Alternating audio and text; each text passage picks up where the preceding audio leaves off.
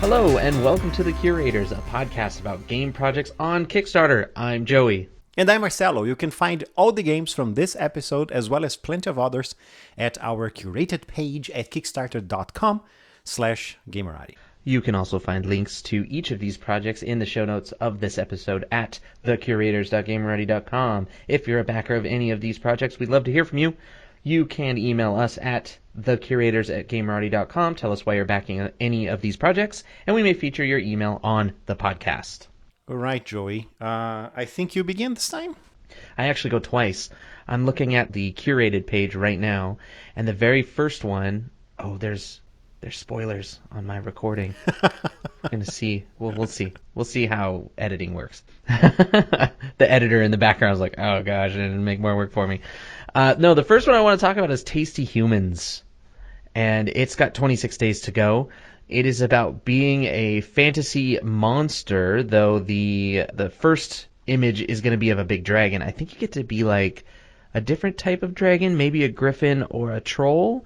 But the point is you, as these fantasy monsters who are clearly very hungry, you will attack a group of adventurers by taking them out of a grid, potentially taking damage in the process, and then eating them.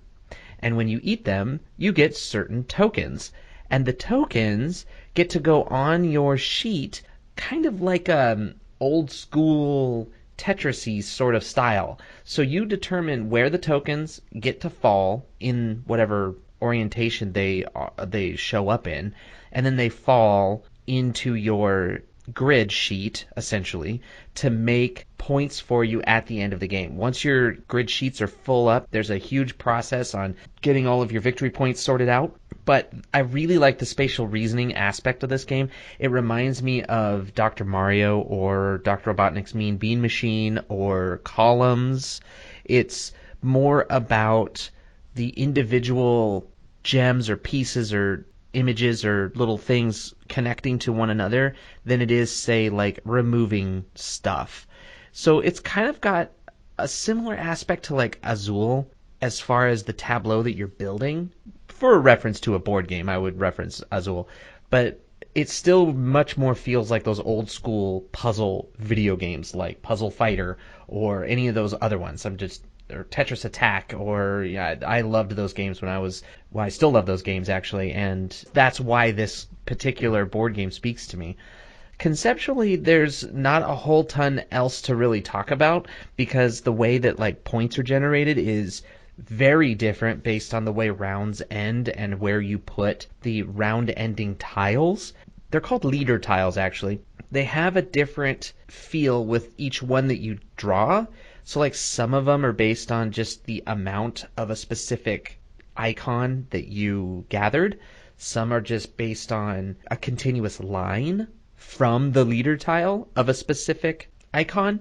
Some of them are like you choose one icon and you get points based on how far away they are from that leader tile. It's very intense, the scoring element of this game. It would be the only place where I'd be a little bit hung up on the way the game plays is because scoring is really intense. It would probably be best on your first couple playthroughs to do one player at a time's score and have everybody kind of work on it and look at it and really identify where the score is coming from, and then tally it, finish it, clean up your board, then move on to the next player. But then once you kind of get a few games in, you kind of get the scoring element. Each of the adventurers that you get to eat, the wizard, the cleric, the peasant, the swordsman, the archers, and the captains, they do different things.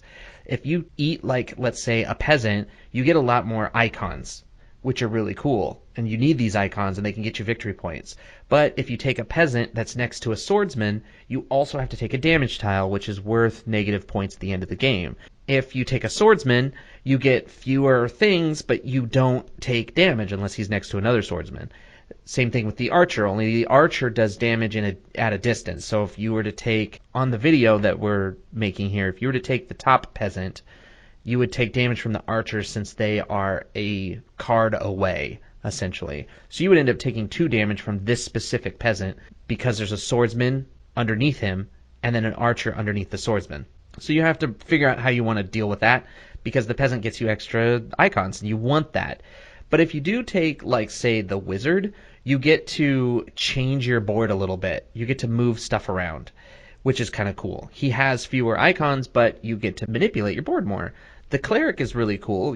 When you eat him, you get to remove damage tokens, because apparently clerics are good for stomach aches or whatever. That's actually what they say in the thing when they mention each of the different types. They mention that clerics are good for stomach aches. There they are. If you eat one, remove a damage tile. They're great when you have a stomach ache. But also, like, if you take a captain, you eat one, and all the other adventurers in that line get to they actually run off, and you get to refresh that line. So there's a lot of different ways that the game functions and makes a very interesting, a very brain burnery game. I get the feeling it's going to be a real brain burner. And if you really want to play it to its fullest potential, you will melt your brain. If you want to just play for fun and try to get the best you can, I think that's really where the game's going to shine. It's going to be a lot more of I should have put that here instead of there, I guess, but we all had fun, and that's the way the game is supposed to really play. It's a really, really well-arted game as well.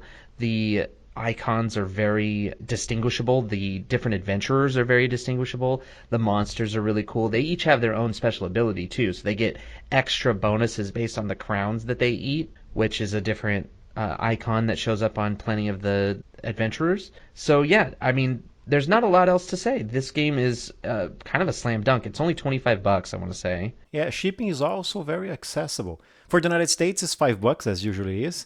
But for Europe and UK, it's $12, Australia $15, and everywhere else in the world is only $18. So it's cheaper than the box. It is, and by a not insignificant amount. And even if somebody like in Brazil was interested in a game like this at $25 plus 18, you're looking at nearly 45. So what is that actually? 43. That actually seems reasonable for this type of game. Like, I know it's still pretty high for like the size. It's hard to swallow something when you have such a small profile. You feel like it shouldn't be as expensive, but the game is definitely there to be worth the $43 for shipping if you're going somewhere. Yeah, this would be the price of the game if some local company translated and published it here. That would be 100, really? Yeah, 165 reals. That would be how much a game with this girth costs. Yeah. They still haven't funded yet, but they definitely will. They got 26 days to go and only $2,000 more to go. I get the feeling they're definitely going to be funding. I actually got word of this from my own activity. When I click on the activity button on Kickstarter, I noticed that 2 or 3 of the companies that I back have backed this game. So that's how I actually found out about it. In fact, it says right here on the page, Daily is a backer, Daily Magic Games. They're the ones that do the Valeria series, and I back a lot of the Valeria games. They backed this one that made me take a look at it. So I think you should too. All right, cool game. And I get to do the next game. I wanted to pick up Dwellings of Eldervale. Someone else had actually pitched it to me. A buddy of mine said he asked them if they wanted to do like a review or send a prototype or do something like that and see if they wanted more marketing, since it's still really early in the campaign. And so I took a look at it. I noticed it's Breaking Games, which I think is really cool. We like a lot of the Breaking games. And when I dove into this, I realized it's got worker placement aspects. It's got 8 different factions. It's got a tracker for the element board, so you can gain certain power in certain elements. The unique factions come with unique abilities on certain characters, so I'm going to scroll back up and talk about how the warrior is different from the meeples, is different from the wizard, is different from the dragon, and you get these items, these guys, that go onto the board to do specific things. The board is modular, it works on hexes, and there's even, in this case, there's some dice-driven battles instead of card-driven battles, but that's really the only difference for me for what I'm thinking is very similar to Scythe. There's even treasure tokens that, to me, sound a lot like the encounter cards. There's a whole lot of elements about this game that make me wonder, if I was to back this, if I was to play it and get a hold of it, would it kill Scythe? Which is a huge thing to say, because Scythe is a real big evergreen that's been sitting on shelves for a long time, and it came off a Kickstarter, and it was a big deal. But the fact that this is very, very similar but potentially greater, for me, is very, very interesting. You get to battle monsters in this one that roam on the board. You get to still engage in area control, but with a modular board, which is something that Scythe recently came out with. You get specialty units similar to the mechs in Scythe. The more and more I look at this, the more I'm seeing that this could be a big, big deal for me, because I loved Scythe to death, and I still do. I play it when I can, but it's been I've gotten my 12 to 20 plays out of it by now. And so now I'm kind of looking for something that could be similar and very, very interesting. And I think this is it. It's got an amazing art style. It's got all of the elements that make a great board game. It's even got gamer trays, which is amazing. I don't know if you've played in a game or played with a game that has gamer trays. Have you seen these before? Not like those, no. They're very good. Gamer Trays is a company that contracts with many board game manufacturers to make custom tray inserts. That's their whole shtick. Their whole thing is to just build trays that fit in a predetermined box, that fit together so that you don't have to work on the design of your insert, because it almost takes a degree in engineering to really nail down how your insert's going to work in a box. Fantasy Flight has for so long done stuff with just a trough in the middle of a box that I always throw away. that I always throw away. I put everything in bags and just let the whole game be a hodgepodge. Honestly, it's kind of disappointing. Some games I've seen where Rise to Nobility has 6 different types of resources, plus each player has their own grip of meeples and other things that go in their own individual bags, but they have a little tray that has all of the different sorted out resources, which is very helpful, but it's still not the game trays experience. Now on the flip side, I also have another game that it's the Grim Forest, where it doesn't have a ton of components, and the game trays I feel made the game much larger than it needed to be, a much larger profile than it needed to be necessarily, but it's still, everything fits really nice, it works really well, so I don't want to complain. I just feel like the game shouldn't take up as much space as it does on my shelf, but that's a personal issue. So I get the feeling that this is going to be probably a really great thing for this game, because there's just so many components flying around the table that you need organization. You really need organization. And they stack up, which is nice for a story. Absolutely. And it's nice for just retrieval too. Like when you're, certain amounts of things can stay in the box and be easily kept in the box without having to re-empty the box when it's time to put everything away, which I think is an element that is largely overlooked, because oftentimes people just chuck the remaining stuff or the old baggies, or once you just throw it back in the box, and then you have to kind of reorient the whole box at the end of the game, which, if it takes more than 10 to 20 minutes, people usually check out. It becomes frustrating. So I think this is a great addition. Furthermore, the game has a whole bunch of miniatures in it. I'm generally not the proponent of miniatures because it usually inflates the game's cost by a lot. But in this case, we're looking at a base game of $69, which is pretty reasonable for something of this size. I think Scythe was closer to $80 at its inception, but the base game here is actually really affordable. But the deluxe is $99, and that one actually includes metal coins, wooden resource tokens instead of cardboard resource tokens, and it comes with the monster minis. So I think that upgrade for $30 is pretty reasonable, actually. The metal coins alone hook me real hard into wanting the big deluxe edition, which I think would be really, really cool to have. I'm very, very interested in this game. I'm hoping that we're able to get a copy of it. If we're not, I may end up having to back it on my own just because I really need it. There's a lot of other little elements I think are cute about the game, specifically the Legendary Echoes expansion. It actually comes with more monsters, and it comes with mini bases that actually have sound effects in them, which I think is ridiculous and over the top, and I super want to hear them. Every single one. I want to hear what they have to deliver. I really want to see this, because it even says patent pending. Like, they have a patent out there for putting some sort of, recordable audio chip and a battery, I assume, in a base, so that when you touch the miniature, or you push down on it, or do something that triggers it, then the monster will roar or will banshee scream or something like that. It'd be a lot of fun to see and a lot of fun to play around with. So, yep, I'm super, super interested in this game. Comes with like 8 factions to play. They're all different. There's just a ton of information down here. You get to play as the Storm Horde, which is basically like the Wind faction, the Elves of Biradel, which is the Earth faction, the Ember Crush Ogres, which is the Fire faction, Pirates of Nightmare Cove as the Water faction, Clerics of Dawn as the Light, Shadow Demons is obviously Shadow, the Stonehelm Dwarves is the Order faction, and the Ratlings of the Swarm are the Chaos faction. Oh, I'm very interested in playing as the Ratlings. Those are super cool looking. I keep scrolling down on this because everything continues to look so stinking cool about this game. I'm very much in awe of the size of this lad. Today I'm going to talk about a Kickstarter that just launched, I think 12 hours ago. It's called Fragged RPG Regions.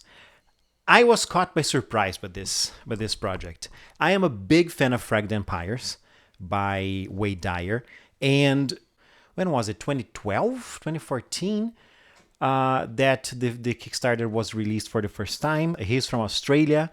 He made an amazing job. I don't remember if I interviewed him for the Curators, for one of the very first episodes of the Curators. I'm not sure.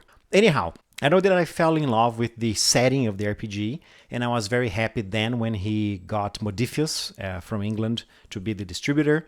And then he made 2 other Kickstarters with the same kind of idea. Then he made Fragged Eternum, Fragged Kingdom, and Fragged Seas, using the same kind of idea of Fragged Empires. Fragged Empires is an RPG, is a tabletop RPG. He describes as a post-apocalypse. A lot of post-apocalyptic games, they like the setting is right after the apocalypse. In this case, is hundreds of years after a cataclysm. I think it was a war between 4 races. And so society, it hasn't been built, but it started rebuilding again. I don't remember how many hundreds of years after the apocalypse. So it's post-apocalypse. The world is healed again, although you have a lot of relics and lost technology, etc. In this world, humanity is dead, like for a long time, for millennia, but they managed to create like genetically engineered descendants called the Archons. And the Archons repopulated like empires with their own creations, trying to create the perfect race.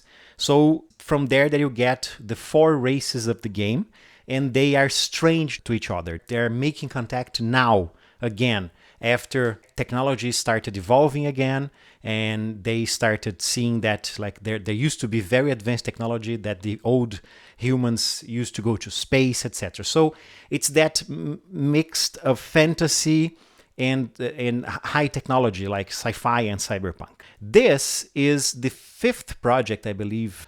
Yeah, the first Kickstarter was in 2014, second 2016, third 2017. This is the 4th Kickstarter that Wade Dyer is doing for the Fragged RPG series. These are regions. He is kickstarting what is in essence source books for 3 regions in the Fragged Empire RPG. 3 very small contained regions, so he'll be able to write and describe a lot and bring new rules for the game. The first book is the region of, how do I pronounce this? Mishpacha, I think. I think it's Mishpacha. Mishpacha. Oh, okay, much better. Mishpacha. Which is kind of a lawless city. Kind of reminds me of some cyberpunk stories that I read, where you make your own fortune, basically. The description is very interesting. From orbit, Mishpacha is a world of deep blues and vibrant greens. First glance, her 3 giant continents. Okay, so it's a complete world. The other ones are smaller. Like the second book is Greyburg Market. This describes a market on the seashore with a lot of potential for sea and underwater adventures. And then the third one is Arcane Bay, which is a bay, kind of on the edge of civilization. So there's a lot of weird monsters, weird magic, and weird technological artifacts. I'm sorry I made a mistake on the first one. I thought it was a town. But anyhow, each book also comes with a lot of extras for your Fragged Empire or any other Fragged RPG you have. It comes with new races, racial traits for the races, new weapons, new variations on the weapons, new ways of building the weapons, and rules for building colonies, for building towns, for building regions. Greyburg Market comes with guides for nature, magic, suspense rolls, corruption and madness, and other traits, new weapons, new items, magic rituals, also kingdom rules. As I said, how to create variations and traits and backgrounds for your kingdom. So let's see here. It just started, 29 days to go. It's already halfway through. After 12 hours, it's already halfway through the pledge go. Wow. Yeah. And let's see here. With $2 Australian, which is $1.40 approximately, it's the you have access to the digital add-ons, the added stuff that is being released. And for the one book is $13 if you want one book as PDF. If you want two books as PDF, $23, then $31 for three books as PDFs. And the physical books start at $45 for one book. You also get the PDF. $84 for two books and $115 for the three books. Now, if you don't know Fragged Empire and if you're not watching this on YouTube, just go to the Kickstarter page or to fraggedempire.com. The art of this game is amazing. It's one of the best art I've seen, and I'm talking about a world that has D&D doing art for games and Fantasy Flight games. The art of this game is amazing. I love the art. I have a bunch of wallpapers from Fragged Empire. It's their own system, their own engine, which I always feel works best if you have, like, if you are competent for creating your own system, your own engine, or even adapting one. Let's say you want to use like the Free League, who uses pretty much the same system, but they heavily modify it for each different RPG. I always prefer that way than using a system that's already there, like OGL or GLS. But if you have to know how to make an engine for an RPG. Otherwise, you should stick to GURPS or Savage Worlds or even D&D. I think it's better that way. And I like what Wade Dyer did with Fragged Empire. And I don't have the other books. I only have the Fragged Empire, the first one. But those books serve for anybody who's playing any of the games. And there's a lot of maps. I forgot to say this. It's a map-filled, region-based RPG book. Each one of those. That sounds awesome. And the art really is amazing. Like, it, in a world of D&Ds and Pathfinders and everyone else around, this one actually stands out as some really amazing art and very much worth looking at. Is that it? I think that's it for another episode of the show. If you have any questions about the games we featured, or if you'd like us to consider a game on the podcast, feel free to email us at thecurators@gamerati.com, and we'll answer you on the podcast. You can also reach Joey and myself on Twitter and Facebook at Gamerati. The show notes for this episode and all our episodes are at thecurators.gamerati.com. You can also find The Curators on Apple Podcasts, Google Podcasts, Stitcher, or Spotify. And don't forget to check out our curated page at kickstarter.com/Gamerati. We're also on YouTube at youtube.com/Gamerati. All right, Joey. So next week I already told you one of my games, but I haven't told you the other one. Bum, bum, bum. Oh, there's some suspense. Oh, next week we're going to restore